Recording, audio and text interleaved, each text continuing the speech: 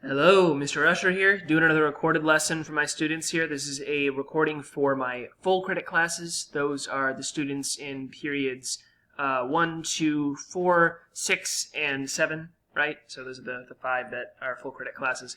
If you're in 5th or 8th period, gotta look elsewhere. Anyway, so I'm going to be covering what we did on Monday, May 9th, 2022. Basically, this last week of our clinical unit, we're just covering some miscellaneous categories of mental illnesses, stuff that didn't quite fit into other areas that we covered, but that I thought it was important for you guys to understand. And this day, we covered developmental disorders, right? So an important thing to understand with these is that while they are treated oftentimes by clinical psychologists, in addition to other medical professionals, they are not strictly speaking mental illnesses, right? So a mental illness is when, essentially a person, typically somebody who's at least older than like a young child, grows up as a pretty typical development and, eventually comes to a point where due to a combination probably of the environment and biology, they end up having a mind essentially that does not work for them. It's antagonistic to them in some way. It harms them. That's what a mental illness is, very basically. Whereas a developmental disorder suggests that there's something very early on in the child's development, whether it's from the moment of birth or in the first couple of years, that kind of sets them off on kind of a unusual track, right, and makes it difficult for them to live their lives, right? That's what a developmental disorder is, very basically. So hopefully that distinction is clear. Anyway, as the instructions here kind of point out, there was a DIN first, just kind of asking you, why it might be important to diagnose certain things when people are younger, why it might be important to maybe wait until people are older for other things. So think about that. We basically did a brief lecture of some of the diagnostic categories here. This is actually something from an older version of our textbook, and it uses an older version of the DSM, or Diagnostic and Statistical Manual. The reason I'm showing it, though, is because these categories kind of organize things in clinical psychology in kind of a useful way. So let's zoom in a little bit here, if we can. Anyways, it says these are major diagnostic categories in the DSM-4. So currently we're on the DSM-5, so this is an older version from our older textbook, right? And you'll kind of see right off the bat that there are some outdated things here. So the first category here happens to be the one we're looking at today. It says in bold here, disorders usually first diagnosed in infancy, childhood, and adolescence, right? So because these are developmental disorders, they're related to developmental psychology and kind of breaks in what is normal for developmental psychology, deviance from developmental psychology. We call them developmental disorders, right? It doesn't use that term here, but that's the term we're using for the lesson today, developmental disorders. Anyway, as it says here, these include, as they say in this textbook, mental retardation. This is something you probably heard of before. You maybe even have used the kind of slang term retard or retarded to refer to people. You should know, if you don't know already, these terms are outdated, they're offensive, and they're inaccurate. I strongly discourage you from using them. If you insist upon using them in spite of that, you're not going to have a problem. I would rather not have a problem with you. Okay? In any case, the contemporary term that we use now is intellectually disabled. This reflects the idea that a person isn't just slow in a general sense, but they have certain difficulties in terms of how they process information that make things a little bit more difficult in their lives. But beyond that, they're probably more or less kind of regular functioning human beings, right? So these include, intellectual disability, attention deficit disorders, which we're going to talk about, and other developmental problems. So that's one category. Next one basically has to do with direct damage to the brain. So these are things like delirium, dementia, amnesia, Alzheimer's, kind of toxic substances damaging the brain, traumatic brain injury, or TBI. So unlike most mental illnesses, you can find a direct physical attack to the brain, right? We didn't really cover these in clinical psychology because they kind of go more into the neurology category. It's not that they're not important, but just a little bit out of our scope. Substance-related disorders here. We're actually going to cover these on Friday, which from my vantage point is tomorrow. But yeah, these are basically disorders related to specific substances where a person is addicted either because of an underlying psychological issue, because they've kind of formed a social addiction based on the environment around them, and or because there's some kind of biological component to the substance that makes them addicted. For example, what do they have here? Nicotine, right, which is a main component in tobacco, like cigarettes and such. That is specifically addictive, right? It can hijack our brain's dopamine systems and cause a biological addiction. Anyway, next one is psychotic disorders, right? We covered these pretty briefly, along with another category that I'm going to get to in a second. The biggest one that we have here is schizophrenia, which we covered pretty closely.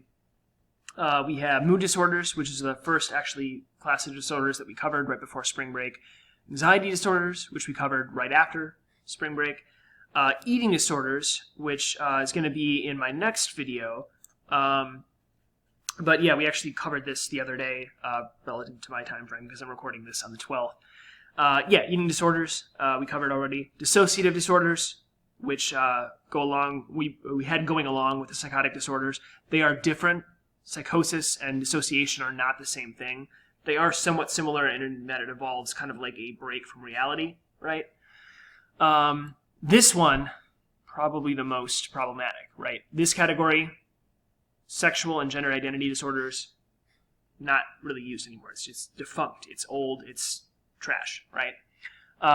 Because it's grouping together things that don't really fit together, right? It uses this term transsexualism, which is considered outdated and offensive as well. Now people that are, I guess, described by this term are referred to as transgender. This is the term they generally prefer.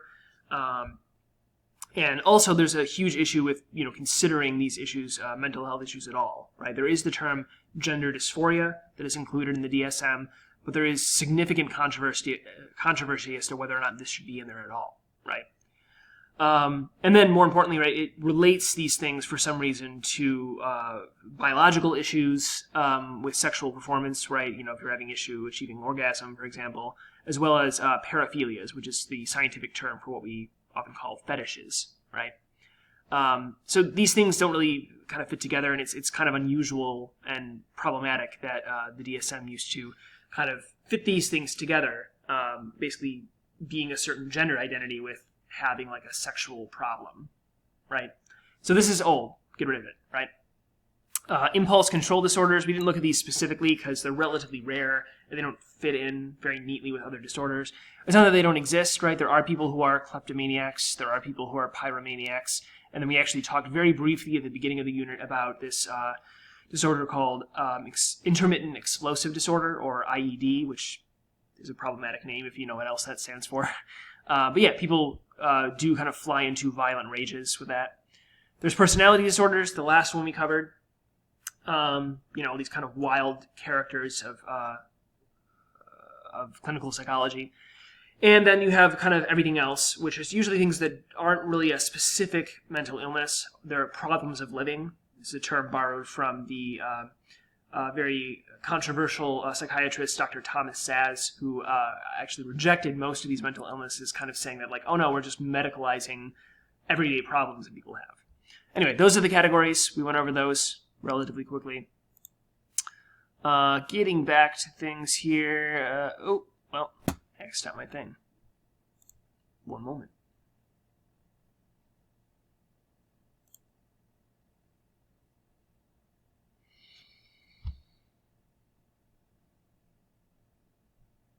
Okay. So once we went over these, we started to dive into the nature of a couple of developmental disorders, particularly autism spectrum disorder and ADHD. Now, you might remember the latter one we actually touched on briefly when we looked at attention under our cognitive psychology unit, but we're going to look at it in a little more depth today. Excuse me.